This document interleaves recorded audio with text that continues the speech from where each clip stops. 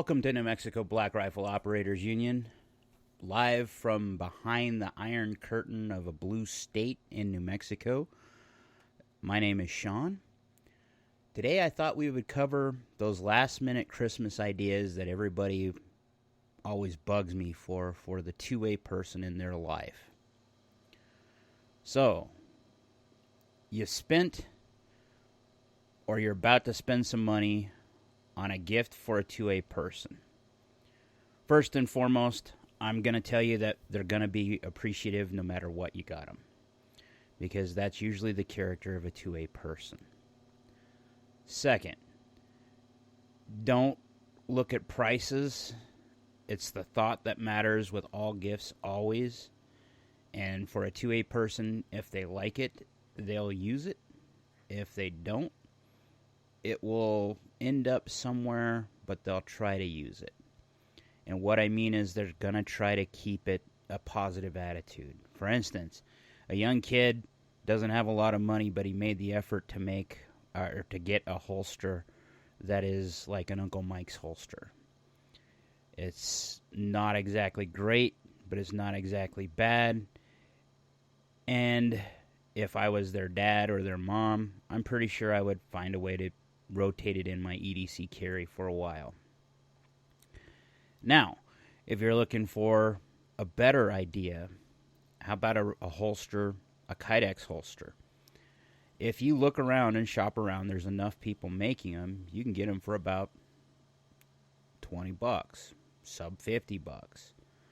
Now that might get you into the line with China. Remember, anything that you buy from like Amazon could be made, or Wish definitely, could be made out of Chinesium, aluminum, and very, very, very cheap crap.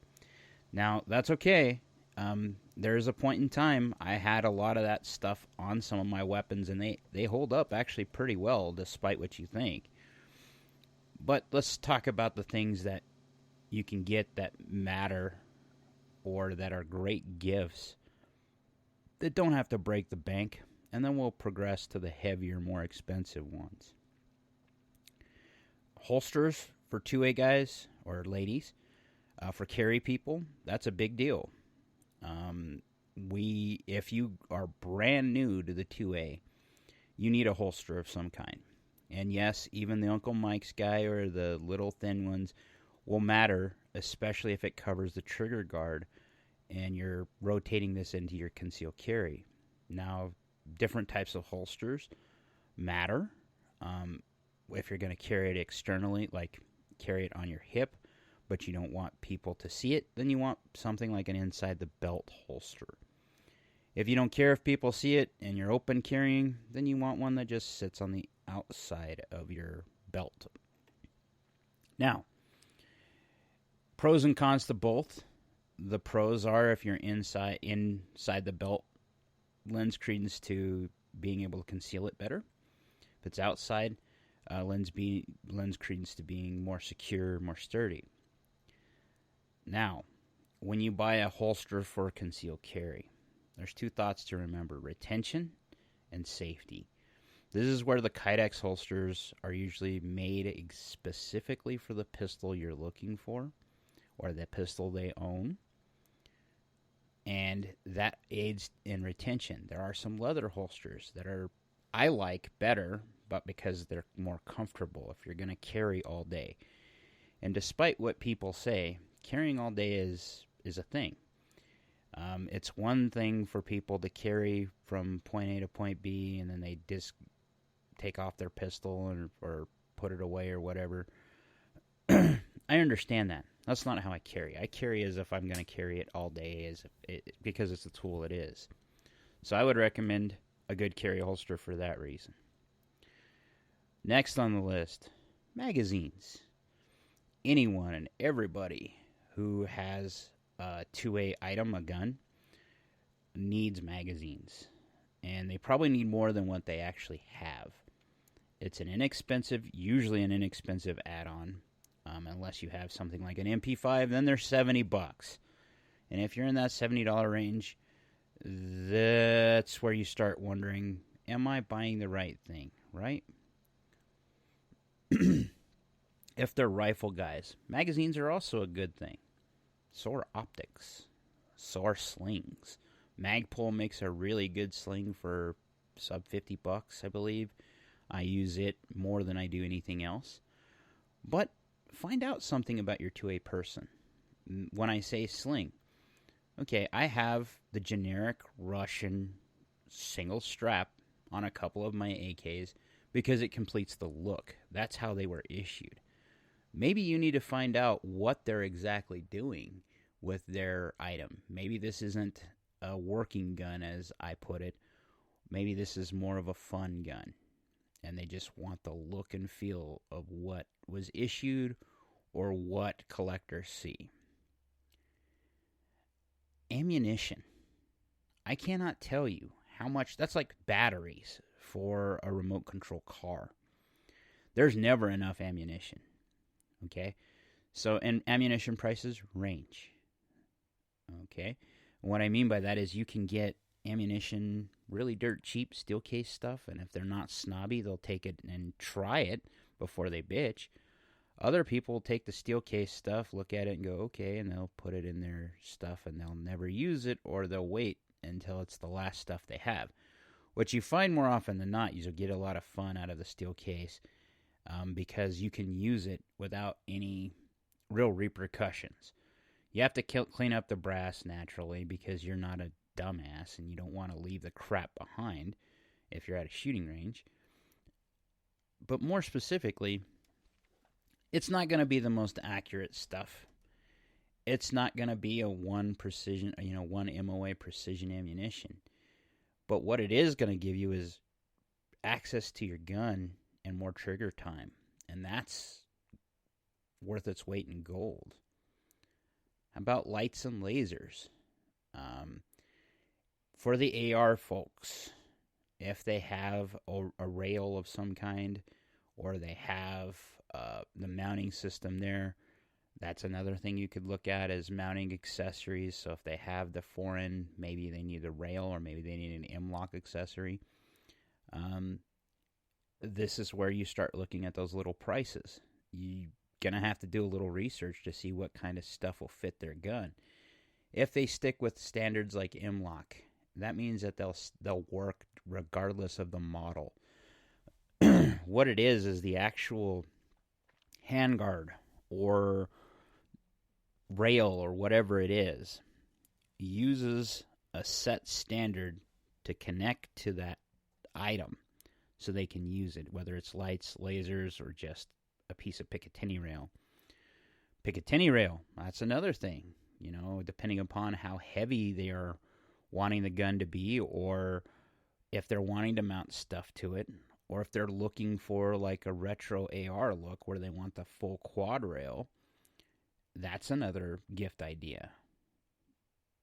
You go into optics. Now, this is where it's going to start getting pricey. If they're wanting a red dot, I suggest something like Primary Arms.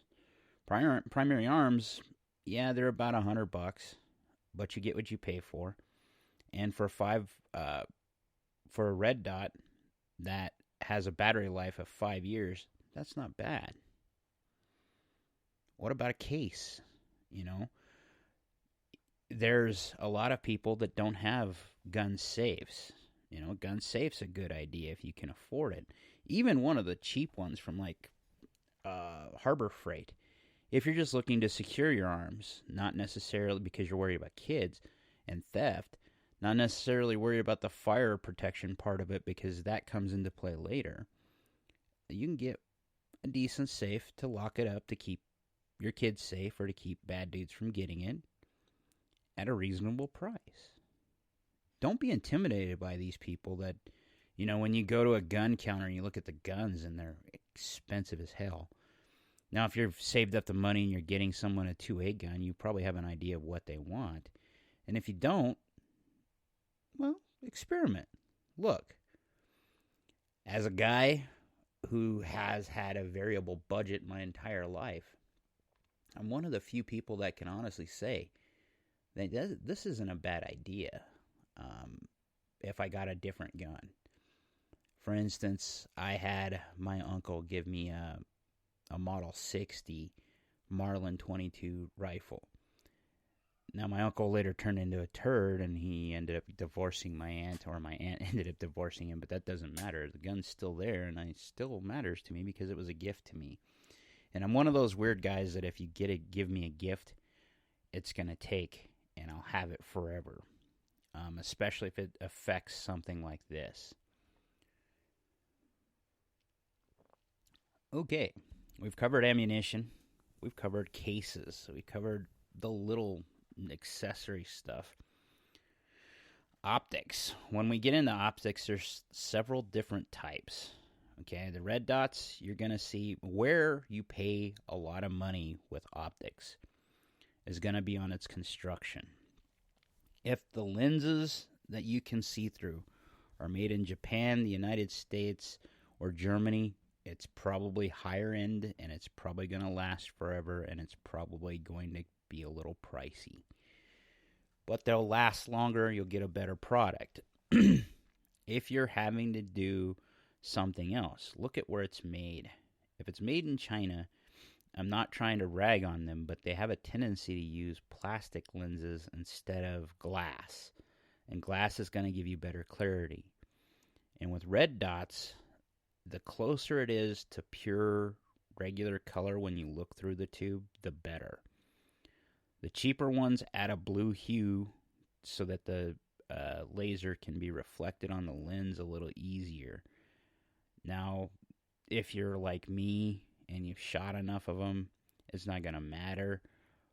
But for someone who's trying to strive for a certain look or a certain aesthetic or a certain, which are the same things, or a certain function, this may not fit for them. Etched optics, if you have, okay, you've probably heard of this, crystal etched optics. So Primary Arms is really good at this. Trijicon is really good at this. Why are they a thing? If you have astigmatism like I do, red dots bloom.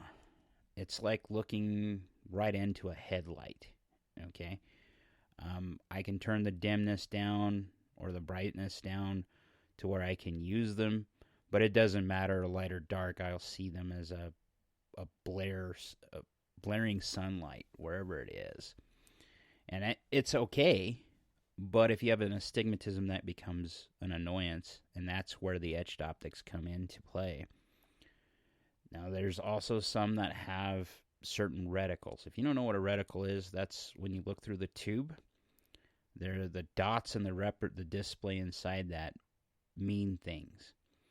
And for a 2A person, that means they're holdovers for longer ranges or their way to distance targets so that they can be more effective at gauging distances and engaging those targets, whether they're hunting, training, or planning for the war we hope that never happens.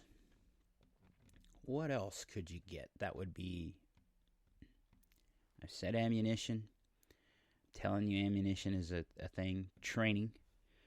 I know a friend, or I have a friend, that his wife sent him on a once-in-a-lifetime trip to a training school in Texas, I believe. This is a big deal.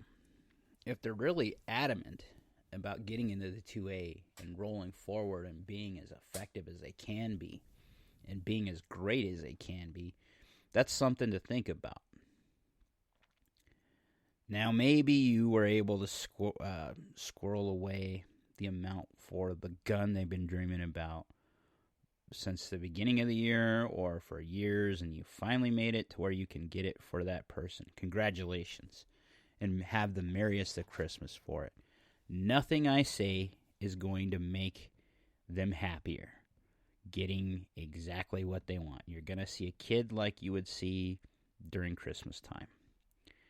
And if they're hunters, there's a lot more you can get into play. A shotgun, you need choke tubes. If they're going to use those mini shells, and you're using like a Mossberg 500 to increase their reliability and being able to be used, you're going to need one of those little adapter things. They're not expensive. They're sub $20 last time I checked. But you see what I'm saying? Be creative.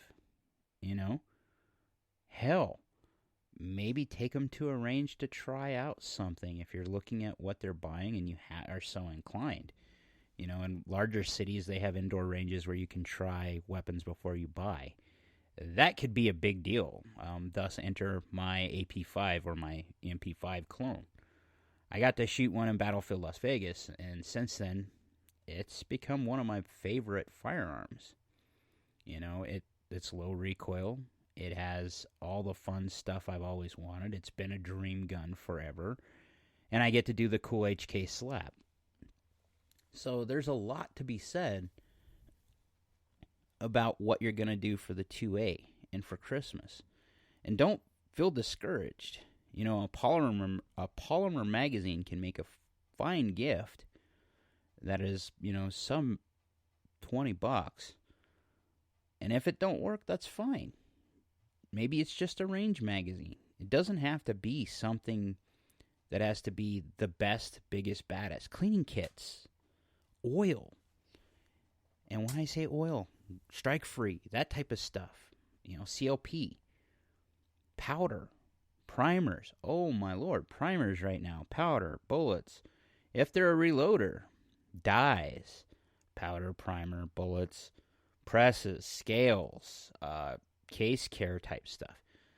There's a reason why the 2A attracts every economic sector and every economic block. The 2A isn't discriminatory like a lot of people think it is. This is all about the end user. Whatever they need, the 2A will provide. It may just cost a little bit. And that's where there's some barriers to entry, but help reduce them. Maybe you can't afford the biggest, baddest accessory, but you know they're $20 cheap away from it. Buy them a gift card for where they're looking at buying it from. Because believe me, if a 2A guy is thinking about it, they probably have it on their radar and probably have it bookmarked or shelved or in a cart on some website, or they have it dog-eared in a catalog, because that's what we do. My uncle and my dad used to take their tool money and they'd squirrel it away to get a new gun at some point. Now, I'm fortunate enough to where I've never had to worry about that, because the girls I've ever dated always were okay with what I did. And even if they weren't, they didn't last very long, so I could get around that. I am an avid collector. I have lots of brass, lots of ammunition, lots of magazines for different guns.